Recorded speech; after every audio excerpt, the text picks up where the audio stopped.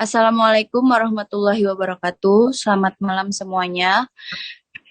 Di sini kami dari kelompok 10 ingin mempresentasikan persepsi dan pengambilan keputusan. Nama-nama kelompoknya, yang pertama ada Ayu Silvani Pandiangan, 2 Dwi Agustin, 3 Eva Krisnawati Limbong, 4 Lulu Afiatun, dan yang kelima saya sendiri Tri Septiani.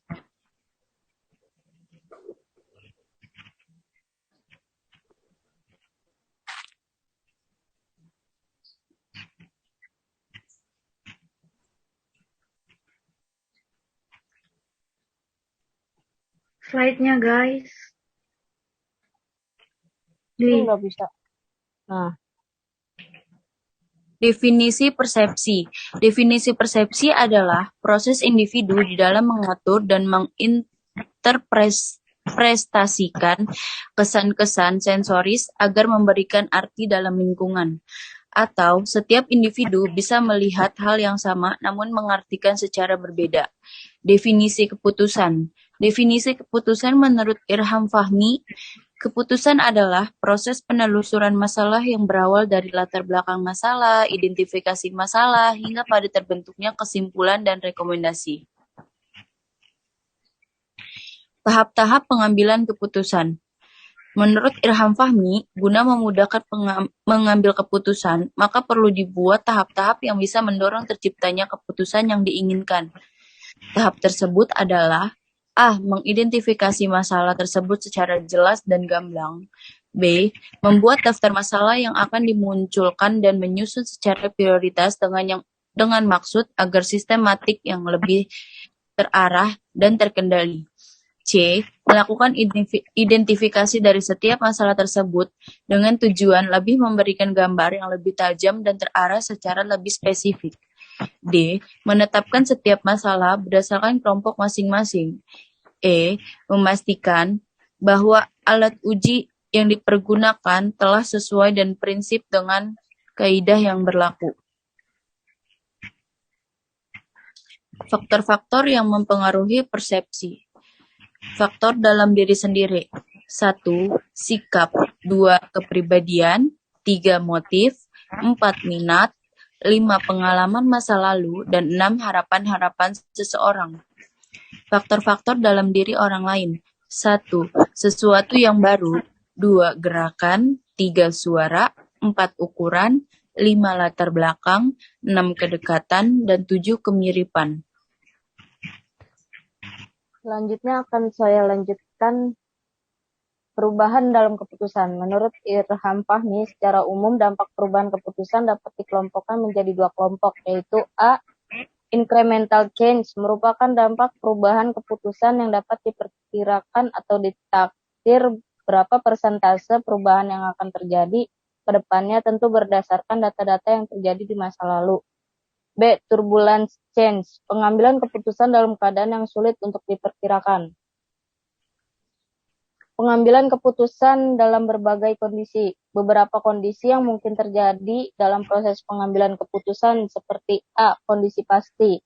Pengambilan keputusan berlangsung tanpa ada banyak alternatif. Keputusan yang diambil sudah jelas pada fokus yang dituju. Beberapa teknik yang bisa dipakai adalah Critical Path Method atau CPM dan Project Evaluation dan Review Teknik atau PERT. B. Kondisi tidak pasti. Proses lahirnya keputusan lebih sulit atau lebih kompleks dalam arti keputusan dibuat belum diketahui nilai probabilitas atau hasil yang diperoleh. C. Kondisi konflik. Keputusan yang diambil akan menimbulkan dampak yang mungkin saja bisa merugikan salah satu pihak. Selanjutnya akan dilanjutkan oleh Eva Krisna Limbong. Karakteristik pengambilan keputusan dan pengaruhnya bagi perusahaan. Dalam pengambilan keputusan, maka ada faktor yang turut mempengaruhi, yaitu karakter pengambil keputusan. Karakter tersebut dibagi menjadi 3, yaitu A. Takut pada risiko atau risk avoider. Pengambilan keputusan sangat hati-hati terhadap keputusan. B. Hati-hati pada risiko atau risk indifference. Pengambilan keputusan menghitung semua dampak yang akan terjadi. C. Suka pada risiko atau risk seeker atau risk taker. Pengambilan keputusan menganggap semakin tinggi risiko maka semakin tinggi pula keuntungannya. Pengaruh pengambilan keputusan. Pengaruh pengambilan keputusan dibagi menjadi dua faktor, yaitu A. Perbedaan individu meliputi 1. Kepribadian, 2. Jenis kelamin, 3. Kemampuan mental. B. Batasan organisasi meliputi 1. Evaluasi kinerja, 2. Sistem imbalan, 3. Peraturan baku, 4. Batasan waktu akibat sistem.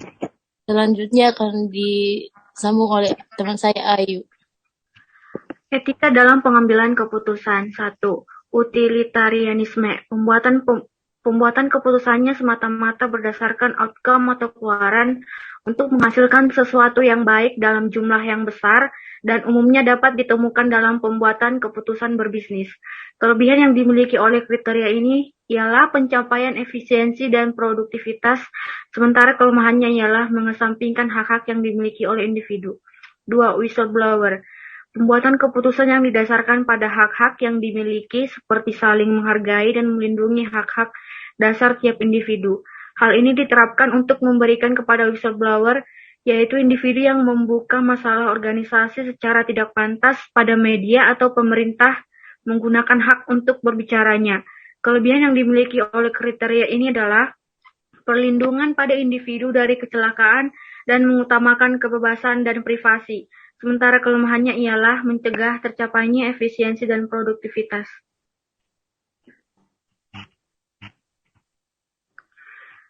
Yang ketiga, etika perilaku. Pembuatan keputusannya berdasarkan melaksanakan tiap peraturan yang dibuat secara adil dan fair, atau adanya keseimbangan dalam distribusi keuntungan dan biaya. Umumnya digunakan oleh serikat pekerja agar mereka mendapatkan upah yang sama dengan job desk yang dilaksanakan. Kelebihan yang dimiliki oleh kriteria ini ialah perlindungan pada individu yang lebih lemah, sementara kelemahannya ialah mengurangi inovasi, produktivitas, dan pengambilan risiko. Slide selanjutnya akan dibacakan oleh Lulu. Pengambilan keputusan dalam organisasi. 1. Pengembalian keputusan rasional. Pengambil keputusan harus membuat pilihan memaksimalkan nilai yang konsisten dalam batas-batas tertentu. 6 langkah pengambilan keputusan rasional. 1. Menetapkan masalah. 2. Mengidentifikasi kriteria keputusan. 3. Mengalokasikan bobot pada kriteria. 4. Mengembangkan alternatif. 5. Mengevaluasi alternatif. 6. Memilih alternatif terbaik. Pengambilan keputusan dalam organisasi. Yang kedua, rasionalitas terbatas. Para individu mengambil keputusan dengan merancang bangun model yang disederhanakan yang menyuling ciri-ciri hakiki dari masa lalu tanpa menangkap semua kerumitannya. 3. Pengembalian keputusan intuitif. Penggunaan intuisi ini untuk mengambil keputusan tidak lagi dianggap tak rasional atau tak efektif. Perlu dilihat bahwa definisi intuitif dari para ahli adalah satu proses tak sadar yang diciptakan dari 6 pengalaman yang tersaing. Intuisi ini juga saling melengkapi dengan analisis rasional.